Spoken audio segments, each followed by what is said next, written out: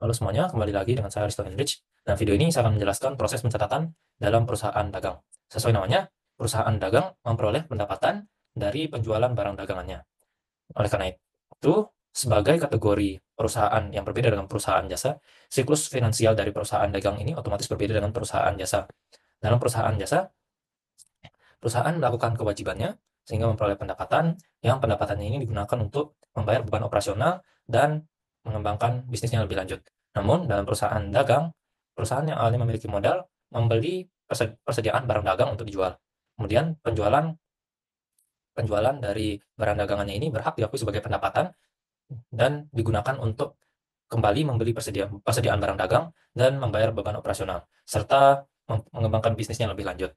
Kemudian dalam proses pencatatan jurnal umum, perusahaan dagang memiliki dua pendekatan yang berbeda, yaitu pendekatan perpetual dan periodik. Dalam pendekatan perpetual, setiap transaksi penjualan akan mencatat HPP dari persediaan yang terjual. Sedangkan pada pendekatan periodik, nilai harga pokok penjualan dihitung pada akhir periode dengan rumus persediaan awal periode ditambah pembelian selama periode dikurangi persediaan akhir, sehingga akan diperoleh harga pokok penjualan pada periode yang bersangkutan yang dalam bahasa Inggris disebut cost of goods sold atau COGS. Di sini kita akan masuk ke pencatatan jurnal umum menggunakan sistem perpetual. Kita mulai dulu dengan pembahasan chart of account-nya yang akan digunakan dalam jurnal nanti. Sekilas mungkin tidak ada yang begitu mencolok perbedaannya dengan perusahaan jasa. Namun di sini dalam perusahaan dagang ada akun tambahan pada kolom aset yaitu persediaan, dan di sisi ekuitas dari yang awalnya pendapatan jasa dalam perusahaan dagang kini berubah menjadi penjualan dalam perusahaan dagang. Kemudian di sini juga ada akun untuk diskon penjualan dan retur penjualan, serta ada akun harga pokok penjualan. Sekarang kita akan masuk ke proses pembuatan jurnal yang kita mulai dengan dokumen pendirian CV. Di sini kita lihat modal usahanya adalah 1,5 miliar, yang dimana 1 miliar itu dimasukkan ke dalam akun bank BCA. Jadi langsung kita catat di sini. Pertama akun kas, sini karena modalnya 1,5 juta, 1,5 miliar, dan 1 miliarnya dimasukkan ke dalam bank BCA, jadi sisanya akan dimasukkan dalam bentuk kas sebanyak 500 juta, dan sisanya akan masuk ke dalam bank sebanyak 1 miliar, dan modalnya modal. Ya, akun kas dan bank adalah aset, sehingga begitu saat perusahaan didirikan, suntikan modal baik berupa kas, bank, peralatan, ataupun perlengkapan akan tercatat di debit. Dan modal di sini sebagai akun start untuk ekuitas, di sini modal menambah pasiva sehingga tercatat di kredit. Kemudian untuk keterangannya kita masukkan di sini modal awal milik, dan di sini akunnya sudah sesuai juga, kas, bank, modal, dan kita saya lanjut. Di sini harusnya akun modal berada di kredit, dan ya sudah. Bisa lanjut ke transaksi selanjutnya. Kita lanjut ke transaksi selanjutnya. Nah, dalam transaksi ini kita lihat di sini ada keterangan invoice, dan invoice ini ditujukan kepada CV Aristo Jaya yang diterbitkan oleh PT Tata Ceria Sejahtera. Jadi di sini pada tanggal ini yaitu tanggal 1 Juni masih di hari yang sama. Jadi Aristo Jaya ban di sini membeli persediaan berupa ban. Ini pembelian persediaan akan menambahkan persediaan di gudang sehingga bertambah di debit. Karena lagi-lagi perlu diingat kalau akun persediaan ini adalah aset dari perusahaan sehingga pencatatannya bertambah di debit. Kemudian di sini kita lihat ternyata pembelian ini menggunakan utang karena di sini ada keterangan invoice. Jadi di sini utang dagang dari CV Aristo Jayaban bertambah, dan karena akun hutang ini adalah liabilitas yang merupakan tanggung jawab perusahaan, maka penambahannya akan tercatat di kredit. Itu sejumlah 235.875.000. Sama juga di sini. Nah, sekarang yang perlu kita lihat dari invoice-nya adalah keterangan termin dan FOB. Nah, kita mulai dari keterangan termin dulu. Di sini tertulis 2/13, NIOM.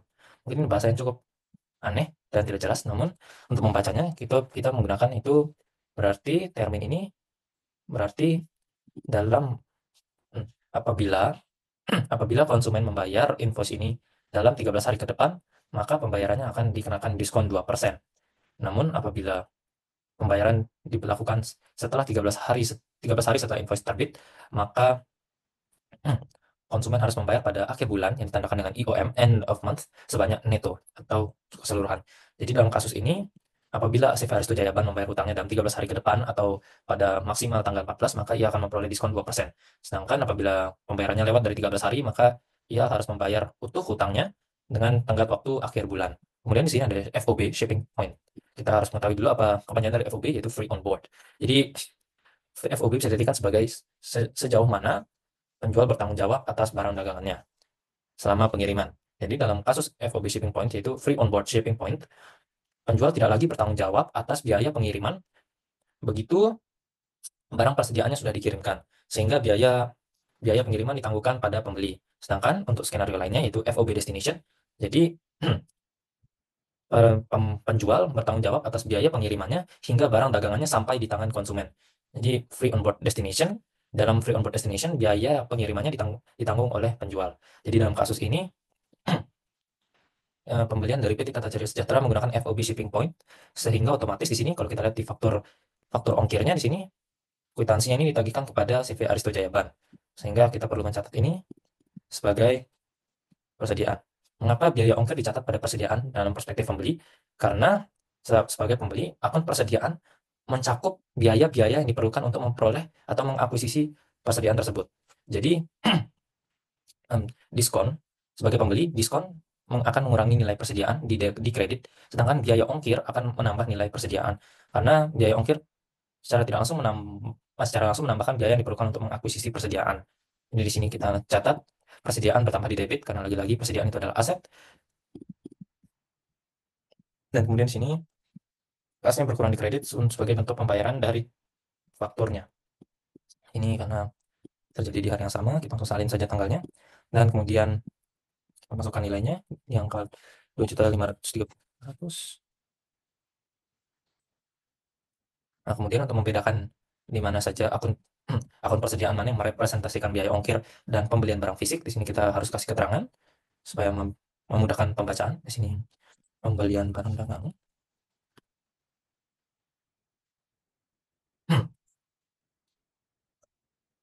Utang atas pembelian barang dagang.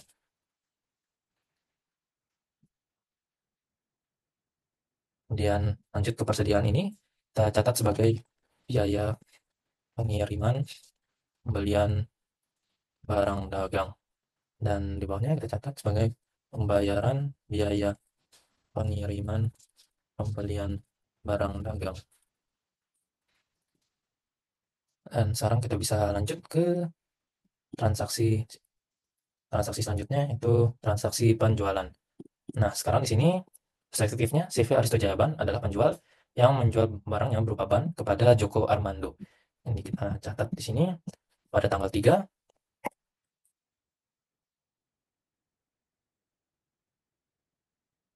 Di sini pada tanggal 3, Aristo Jayaban menjual barangnya sejumlah 225.625 kepada Joko Armando. Nah, di sini untuk pencatatannya, karena ini masih berupa invoice, otomatis Aristo Jayaban mengakui pembelian dari si Joko Armando sebagai piutang yang merupakan hak atau aset, sehingga pertambahannya bercatat di debit, dan untuk di sisi kredit ada akun penjualan, karena barangnya sudah terjual, sehingga berhak diakui sebagai penjualan, yang otomatis bertambah di kredit, karena yang akun penjualan ini ekuivalen dari pendapatan dalam perusahaan dagang, sehingga logikanya mirip dengan pendapatan dalam perusahaan jasa. Dan sifatnya juga menambah ekuitas, sehingga pencatatannya menambah di kredit. Nah, kemudian kita juga harus mencatat HPP dari penjualan ini, karena ini kita menggunakan sistem perpetual. Sini kita catat sebagai harga pokok penjualan di debit, karena harga pokok penjualan ini sifatnya mengurangi ekuitas, maka maka pencatatannya di debit. Harga pokok penjualan biasa seringkali juga disebut sebagai beban pokok penjualan untuk mempermudah pengkategorian. Kemudian di sini di sisi kredit, karena kita menjual, otomatis barang di gudang kita berkurang, jadi persediaan yang merupakan aset akan berkurang di kredit.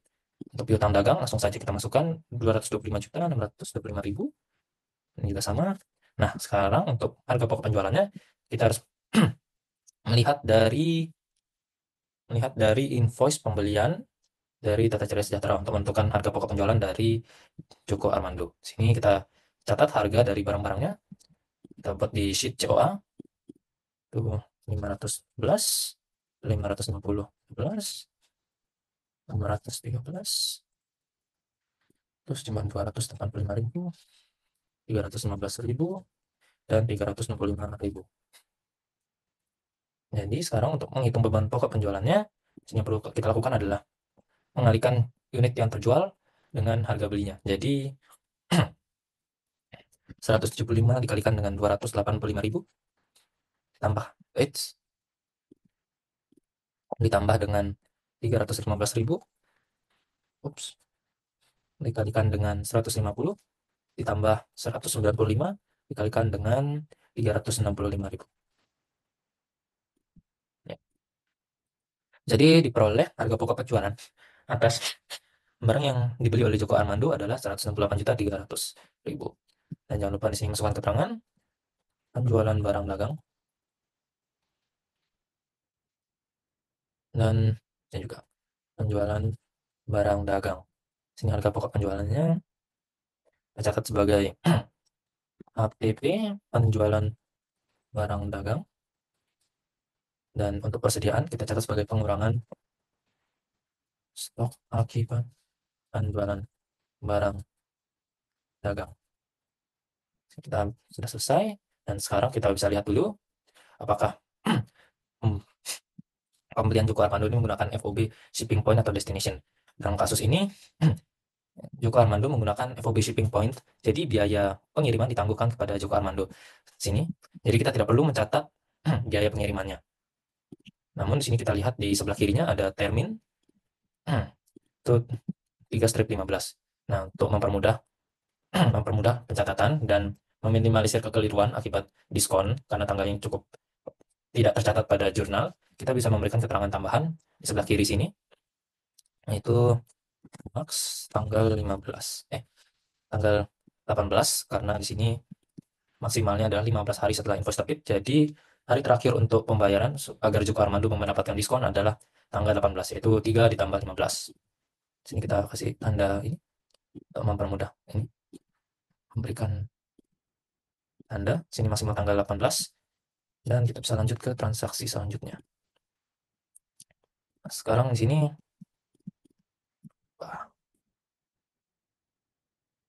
sekarang di sini Aristo Jaya Bank kembali membeli barang dagangnya dari PT Tata Ceria Sejahtera senilai 690 juta.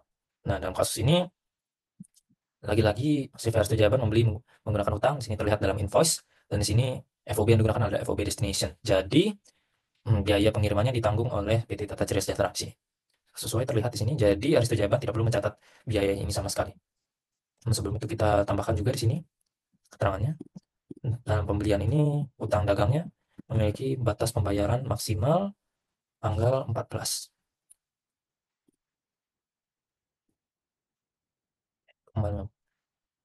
Kemudian kita lanjut tanggal 5.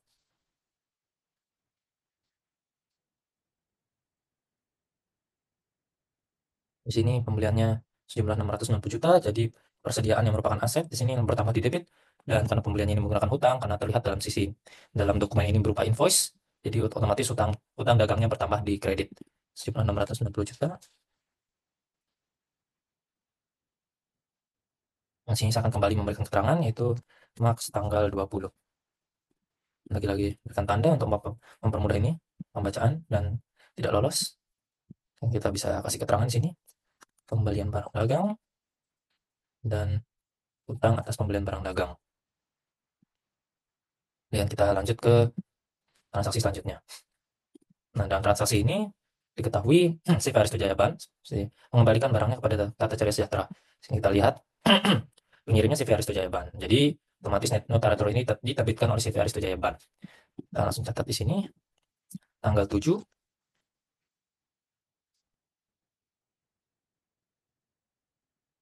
Nah, sekarang kita lihat barang-barang yang dikembalikan oleh Aristo Jaya Bank kepada Tata Ceria Sejahtera ini adalah barang-barang yang dibeli dengan menggunakan hutang.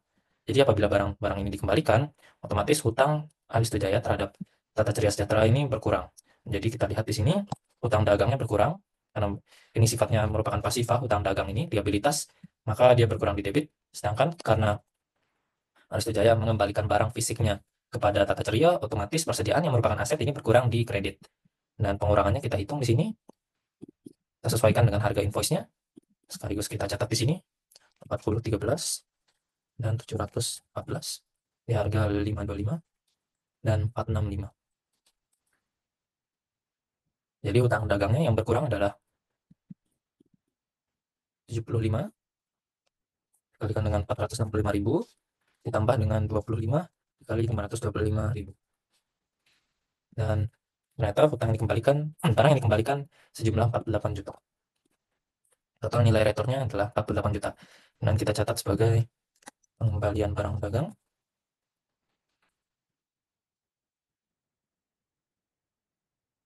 Pengembalian atas pembelian barang dagang. Dan sini untuk persediaan pengurangan stok akibat pengembalian barang dagang. Nah, dan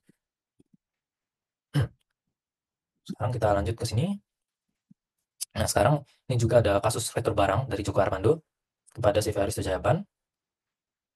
Dan untuk itu kita mencatatnya sebagai berikut. Ini pada tanggal 8.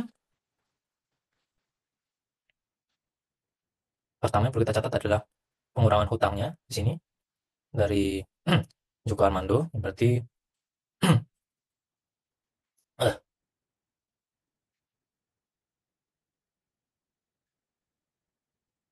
untuk yang di debit di sini kita menggunakan akun retur penjualan. Karena retur penjualan ini adalah kontra akun dari penjualan yang normalnya tercatat di kredit, maka retur penjualan ini yang mengurangi nilai penjualan akan tercatat di debit. Kemudian karena pengembalian barang ini mengurangi piutang hutang Joko Armando terhadap Aristo Jaya, maka di sini pencatatan dari Aristo Jaya adalah piutang dagang yang merupakan aset berkurang di kredit. Dan yang perlu kita catat adalah penambahan persediaan dan pengurangan HPP. Karena dengan pengembalian barang ini, HPP yang merupakan harga pokok penjualan tidak dapat diakui seutuhnya per invoice yang telah terbit. Jadi di sini beban pokok penjualan yang awalnya normalnya berada di debit karena sifatnya mengurangi ekuitas, di sini akan tercatat di kredit. Sedangkan di sisi debitnya, karena pengembalian barang ini akan menambah stok gudang Aristo Jaya Ban, maka akun persediaannya akan bertambah di debit. Karena lagi-lagi persediaan ini adalah merupakan aset perusahaan yang digunakan untuk operasinya sehari-hari.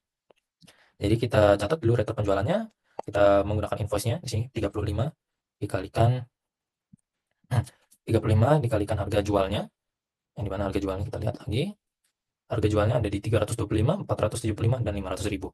Jadi kita sesuaikan sih, 35 dikalikan 325 ditambah 50 dikalikan 475 ditambah dengan 85 dikali dengan 500.000. Kita sesuaikan lagi angkanya. Di sini ya sudah sama harga jualnya 325, 475, dan 500.000. Kita masukkan di sini. Dan sekarang kita lanjut mencatat persediaannya. Karena penambahan persediaan ini terikat dengan harga pokok penjualan. Lagi-lagi untuk menghitungnya, kita harus kembali ke invoice pembelian barang dagang ini. Berarti pembeliannya kita trace back ke invoice pertama. Dan kita sesuaikan dengan jumlah yang diretur. 285.000 kali 35 ditambah 315.000 dikali 50 ditambah 85 dikalikan 365.000. Kita sesuaikan lagi jumlahnya. Sini 385, 315, dan 365. Kita sesuaikan dengan notanya. Jumlahnya ya. Dan sini sudah sesuai jumlahnya antara barang yang diretur dan kita langsung samakan. Sini untuk pencatatannya retur penjualan barang dagang dan piutang dagang, pengurangan piutang akibat pengembalian barang akibat pengembalian atas penjualan barang dagang. Dan sini persediaannya penambahan stok, catat sebagai penambahan stok akibat pengembalian barang dagang, pengembalian atas penjualan barang dagang. Sini HPP-nya untuk keterangannya. Pengembalian barang dagang juga. Pengembalian atas penjualan barang dagang.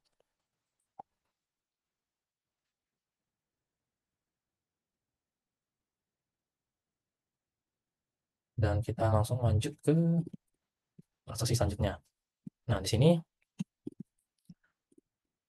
Aristo Jaya kembali menjual barangnya kepada kali ini Irfan Wijaya. Yang pembelian kali ini juga menggunakan utang. Di sini terlihat ada tulisan invoice dan juga ada terminnya. Namun dalam kasus ini FOB yang digunakan adalah FOB destination, jadi otomatis biaya pengiriman akan ditanggung dan dicatat oleh CV Aristo Jaya Ban. Sini kita lihat. Sini ada jadi pada tanggal 9.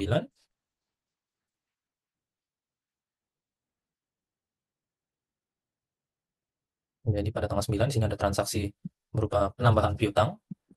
Karena lagi-lagi piutang ini bertambahnya di debit karena piutang dagang adalah aset perusahaan. Dan di sini penjualan, logikanya pun sama karena ini menambah ekuitas, jadi tercatatnya di kredit. Kemudian di sini ada harga pokok penjualan yang sifatnya mengurangi ekuitas sehingga tercatat di debit, dan pengurangan persediaan di sisi kredit. Kemudian di sini karena ada beban pengiriman ditanggung oleh CV Aristo Jaban, di sini butuh pencatatan atas beban pengiriman. Karena data validation belum dimasukkan, di sini langsung kita masukkan, yaitu dengan insert row, klik kanan, insert row, dan beban pengiriman. Di sini saya akan menggunakan kode 710. Dan kita masukkan di sini beban pengiriman. Lagi-lagi karena beban pengiriman ini konsepnya sama dengan beban-beban lainnya dalam perusahaan jasa seperti beban gaji, listrik, air, dan lain-lain, maka beban pengiriman akan tercatat di debit.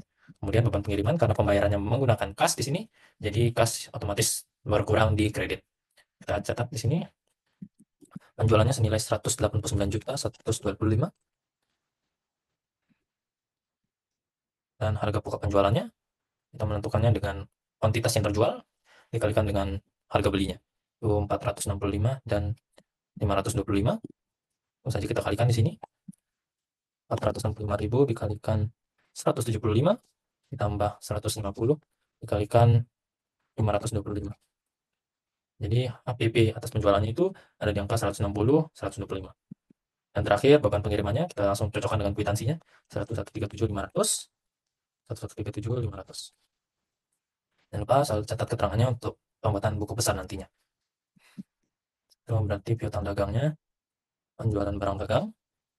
Untuk penjualan juga sama, penjualan barang dagang, harga pokok penjualan kita catat sebagai HPP, dan persediaan pengurangan stok akibat penjualan barang dagang, dan beban pengiriman kita akui sebagai beban pengiriman penjualan barang dagang, dan ini pembayaran beban pengiriman penjualan barang dagang.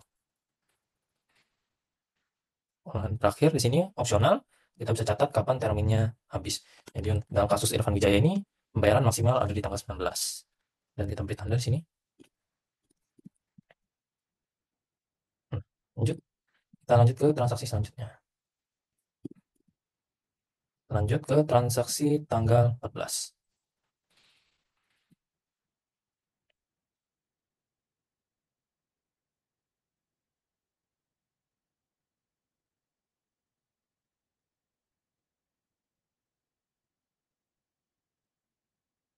Kita ganti formatnya dulu.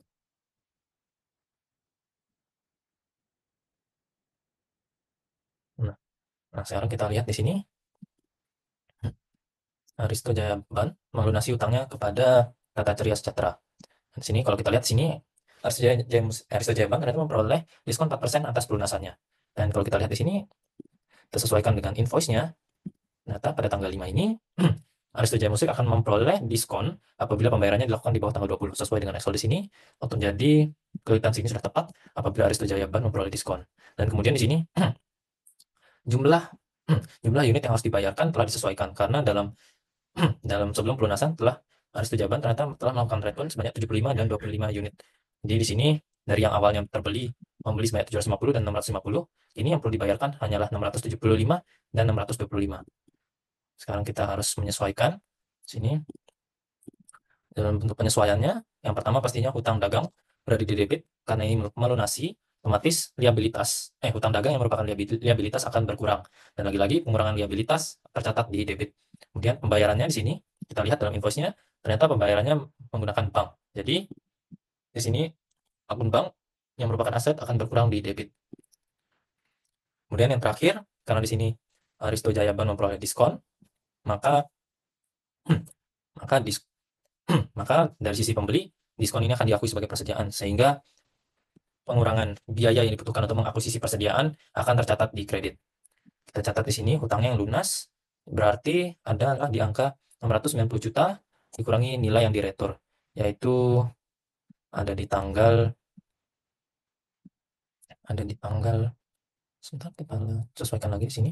Ya, nanti hutang yang lunas adalah sebanyak sekian, 642. Kemudian nilai yang dibayarkan adalah 616.320. Dan diskon yang diperoleh yaitu sebesar 4% dari hutang ini, ya, yang bisa kita hitung dengan sekian, langsung dikalikan saja seperti ini.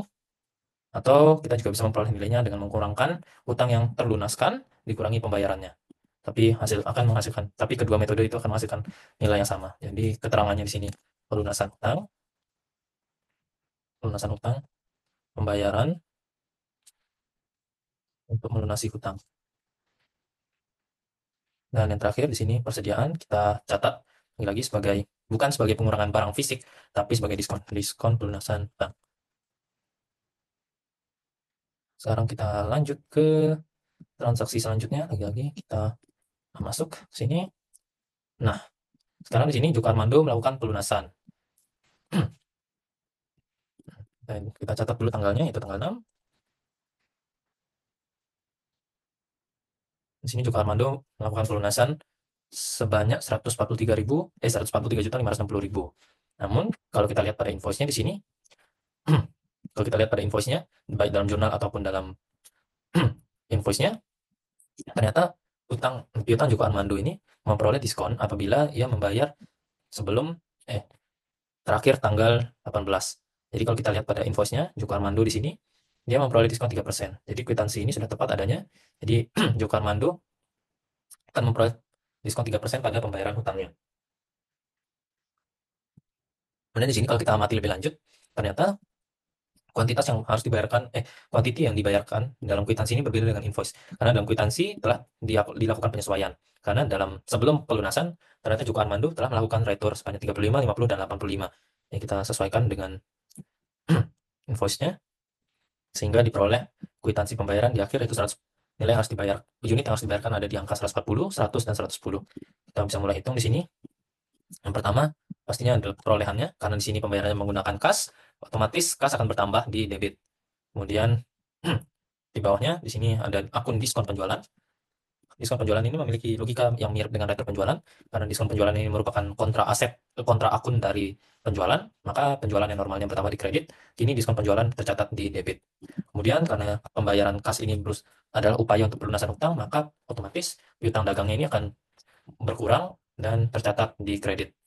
Jadi piutang yang berkurang itu kita hitung dengan untuk mengurangi hutang Joko Armando pada awalnya, dikurangi dengan nilai barang yang dia kembalikan, yaitu di sini retur penjualan sebanyak 77.625.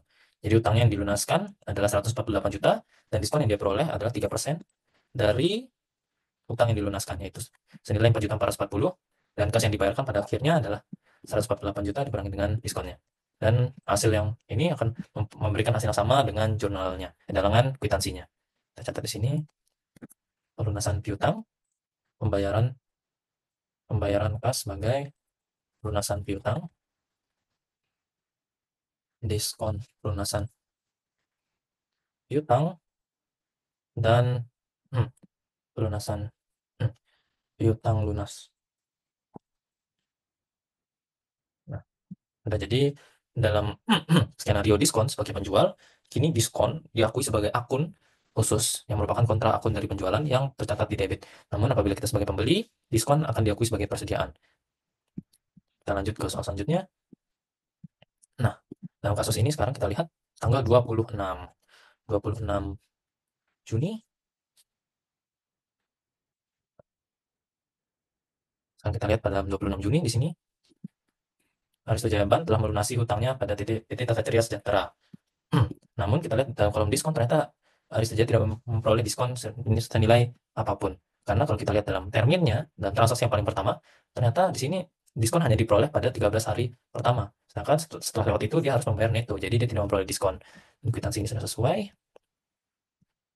Kita catat di sini. Karena ini pelunasan hutang, otomatis hutang dagangnya berkurang. Lagi-lagi pengurangan ini diakibatkan hutang adalah liabilitas, sehingga pengurangannya akan tercatat di debit.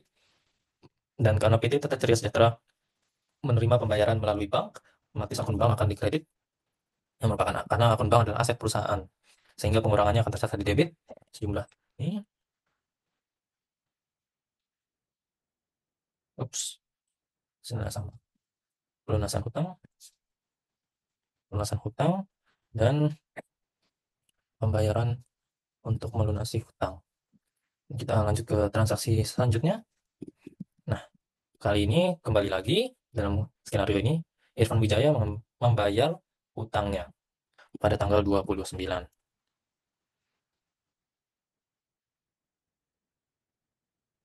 Kita lihat di sini ternyata Irfan Wijaya tidak memperoleh diskon sama sekali. Kenapa? Karena kalau kita lihat dalam termin invoice-nya di sini, kita lihat dalam termin invoice-nya ternyata diskon hanya diperoleh apabila pembayaran dilakukan dalam 10 hari setelah invoice terbit. Sedangkan Irfan membayar hutangnya pada tanggal 29. Jadi otomatis Irfan tidak akan memperoleh diskon dan membayar penuh atas hutangnya. Jadi di sini kasnya bertambah karena pembayarannya dilakukan menggunakan kas. Jadi kas masuk ke dalam perusahaan dan dicatat di debit. Karena kas merupakan aset. Dan kemudian karena perolehan kas ini adalah bentuk pelunasan hutang, jadi pengakuan piutang ini sudah tidak lagi diperlukan, sehingga pencatatannya akan tercatat di kredit karena piutang Irfan Wijaya telah lunas. Nah, catat di sini 189 dan juga sama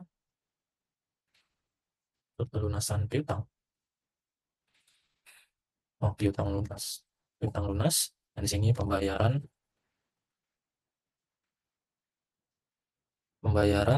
untuk sebagai pelunasan piutang.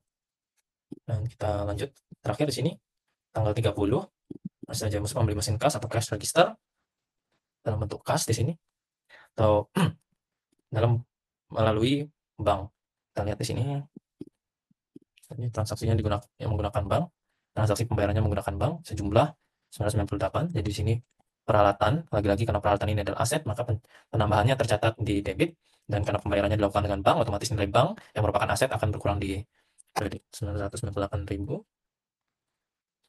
Saya catat di sini pembelian mesin kas. Pembayaran pembelian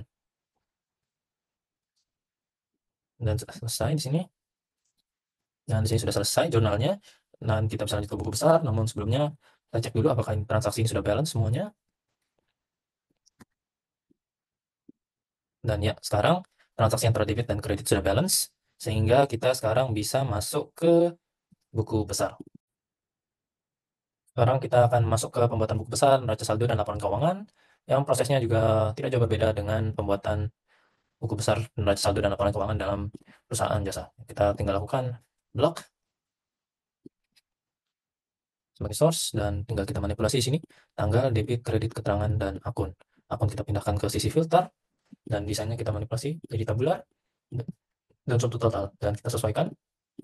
Saya menunjukkan akun kas di sini. Akun kasnya kita ubah formatnya supaya lebih rapi dan belum mudah dibaca, format accounting ya segini. Kemudian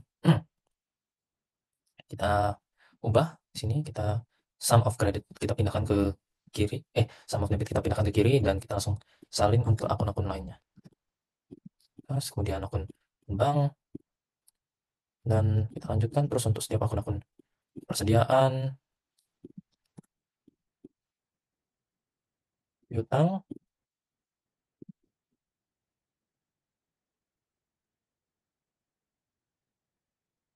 peralatan.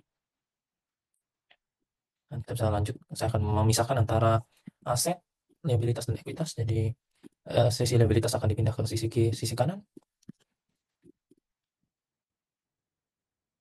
Akunnya ini adalah utang dagang,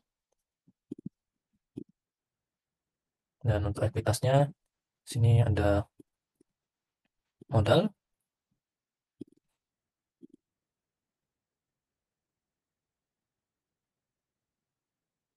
penjualan, kemudian ada diskon dan retur. Diskon penjualan, retur penjualan,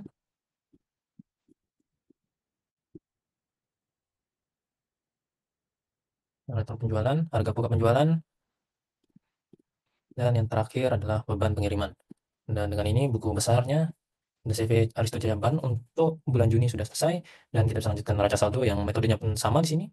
Perlu kita lakukan hanya ini, dan kita tinggal manipulasi saja tanggal yang kita matikan, debit, kredit, dan keterangan. Kita lakukan sekarang adalah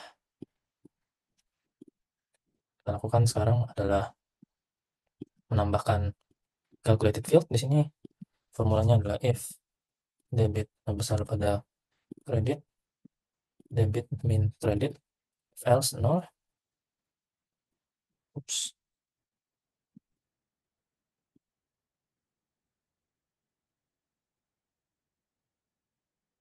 Oke, dan kemudian namanya kita delete field ini, kan ini salah, jadi kita buat ulang. Sini saldo debit,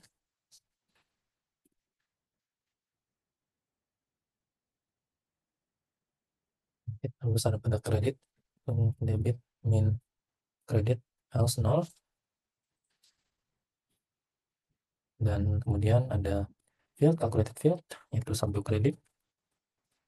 Nah, sekarang ini if kredit lebih besar daripada debit, kredit kurangi debit, else 0. Dan oke, di sini grand totalnya kita matikan. Dan kita tinggal menjumlahkan antara sisi debit dan kredit apakah sudah balance. Dan ya, di sini grand totalnya antara saldo debit dan kredit sudah balance. Dan kita akan lanjut ke pembuatan laporan keuangan. Itu laporan laba rugi, laba ditahan, posisi keuangan, dan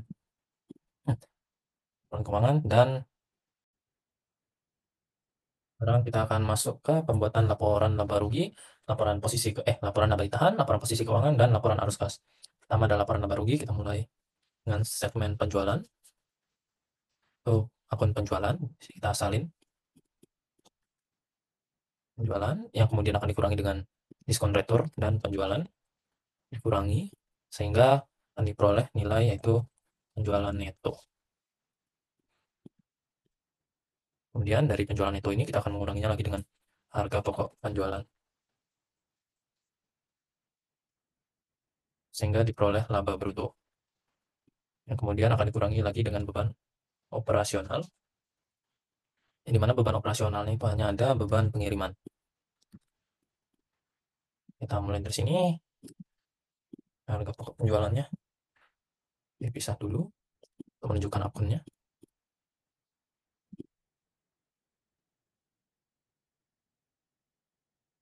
Kita masukkan menggunakan sum if range. Ini kriterianya ini, kemudian sum range-nya dari sini, yaitu untuk debit.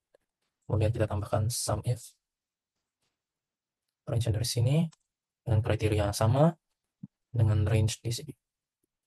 Dan kita tutup dan diperoleh penjualan sebesar 400 juta. Nah, untuk menyalin ke bawah, yang perlu kita lakukan tinggal absolute referencing source antara sum range dan kriteria. Range dan sum range. Ini tinggal salin dan paste formula.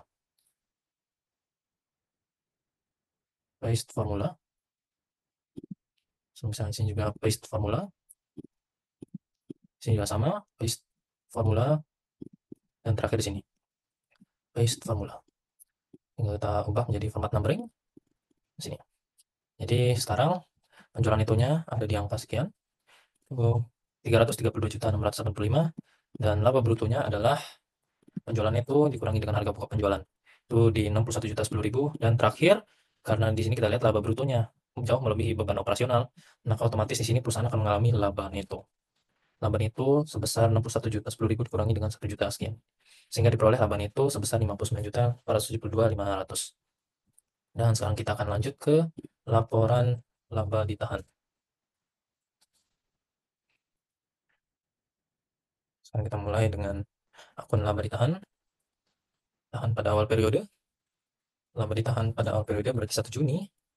kemudian ditambah dengan laba neto, menggunakan laba neto, dan dikurangi dengan prive atau dividen. Namun karena dalam kasus ini tidak ada, jadi dikuranginya tidak ada. Sini 0, laba ditahan pada awal periodenya 0, ditambah dengan laba neto, sehingga kita salin dari laba neto di sini. Kemudian dikurangi karena ini tidak ada, berarti ini 0, kosong, boleh kita kosongkan. Sehingga pada akhirnya laba ditahan akhir periode, yaitu 30 Juni, ada di angka laba ditahan awal periode ditambah dengan laba netonya. Itu ada di angka 59.872.500. Sekarang kita akan masuk ke laporan posisi keuangan. Nah, dalam laporan posisi keuangan, formula yang kita gunakan pun cukup mirip, yaitu di sini kita tunjukkan adalah kolom segmen aset yang pertama. Terbagi menjadi 3 segmen, yaitu segmen aset, liabilitas, dan ekuitas.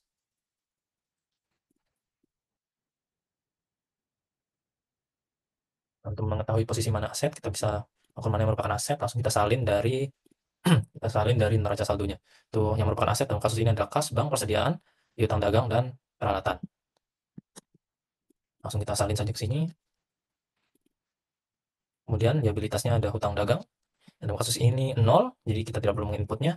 Dan yang terakhir adalah ekuitasnya. Kita salin semua dan kita copy. Kita salin dan kita masukkan. Dan untuk mengetahui nilainya, yang perlu kita lakukan adalah menyalin formula dari sini. Copy dan paste special formula. Oops. Kita analisis dulu. Di sini saldonya juga mengalami perubahan, jadi kita harus membuatnya dari awal. Sum if, range-nya dari sini. Range-nya dari sini. Kemudian kriterianya ambil dari sini. Dan sum range-nya dari debit. Kemudian kita tambahkan dengan sum if di sini. Kemudian akun ini dengan saldo kreditnya. Kita memperoleh hasil ini. Namun sebelum kita salin ke bawah, kita gunakan absolute referencing.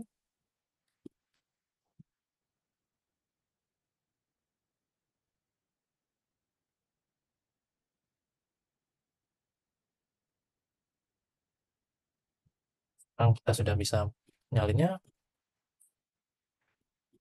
Langsung tarik ke bawah. Sama juga di sini, kita paste formula. Kita copy dan kita paste formula. Dan kita salin ke bawah. Dan kita langsung kan format accounting. Sini liabilitasnya. Sini yang perlu kita masukkan dalam kolom ekuitas bukan lagi akun-akun dalam neraca saldo, tapi laporan laba ditahan pada akhir periode. Di sini adalah 49 juta. Itu aku sebagai laba ditahan. Ditahan 30 Juni. Sedangkan liabilitasnya yaitu utang dagang di sini 0. Utang dagang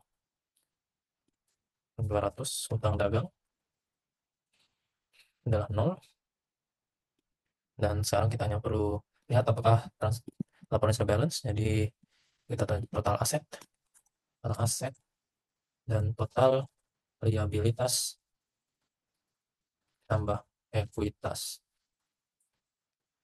Total asetnya adalah jumlah dari semua kolom aset, dan untuk liabilitas ditambah ekuitas cukup menjumlahkan yang antara ekuitas karena di sini modalnya liabilitasnya kosong. Jadi laporan posisi keuangan sudah seimbang di 1.559.872.500. Terakhir di sini ada laporan arus kas. Laporan arus kas terbagi menjadi 3 segmen, yaitu operasi, investasi, dan pendanaan. Dalam kasus yang sudah dijelaskan tadi, aktivitas tercatat sebagai operasi adalah pelunasan hutang pembelian persediaan, kemudian pembayaran pengiriman, biaya pengiriman dengan kas, pelunasan hutang pembelian persediaan dengan setara kas. Yang dimaksud dengan setara kas di sini adalah akun bank. Dan terakhir, pendapatan penjualan dengan kas. Kemudian dalam kolom investasi, pembelian peralatan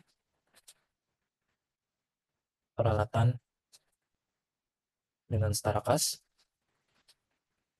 dan aktivitas pendanaan ada pemasukan modal dengan kas dan pemasukan modal dengan setara kas. Nah, ini adalah rekap transaksi yang melibatkan kas dan setara kas, dan kemudian untuk menentukan nilainya, kita bisa menggunakan kode di sini.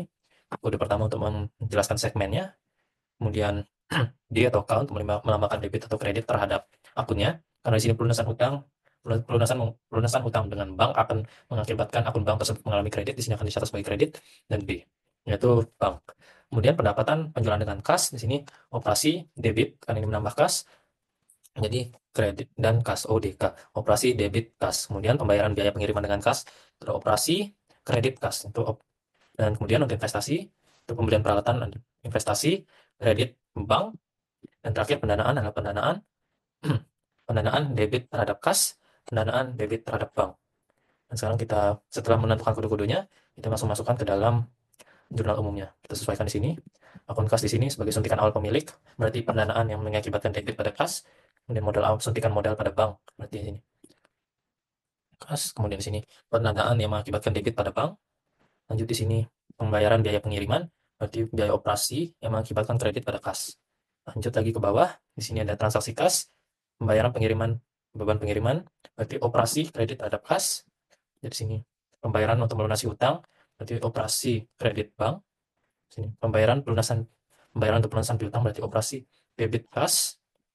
Dan tiga terakhir ini pembayaran untuk melunasi hutang, berarti operasi kredit bank. Pembayaran pelunasan piutang berarti operasi debit kas. Dan terakhir pembelian peralatan berarti investasi kredit pada bank. Kita bisa langsung masukkan rumusnya dengan sum if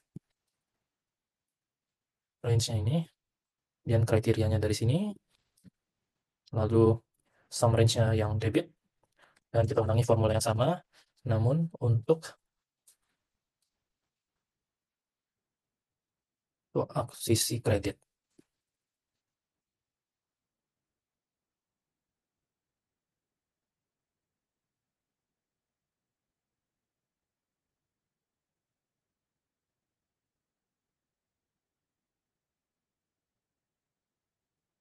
Kriteria dan terakhir untuk kolom kredit, ini kita memberikan tanda dolar sebagai absolute referencing.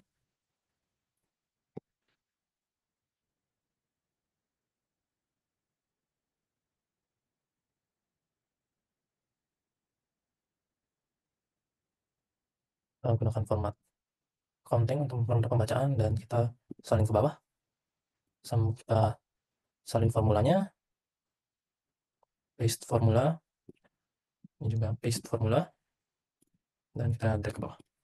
Dan sekarang kita hanya perlu menjumlahkan ini pendanaan, sum dari ini, kemudian investasi karena ini sifatnya minus, ini harus di dalam kurungkan karena sifatnya pengeluaran. Hal yang sama juga berlaku untuk transaksi yang kredit. Jadi di sini untuk operasi kredit, dan operasi kredit. Di sini kita gunakan minus.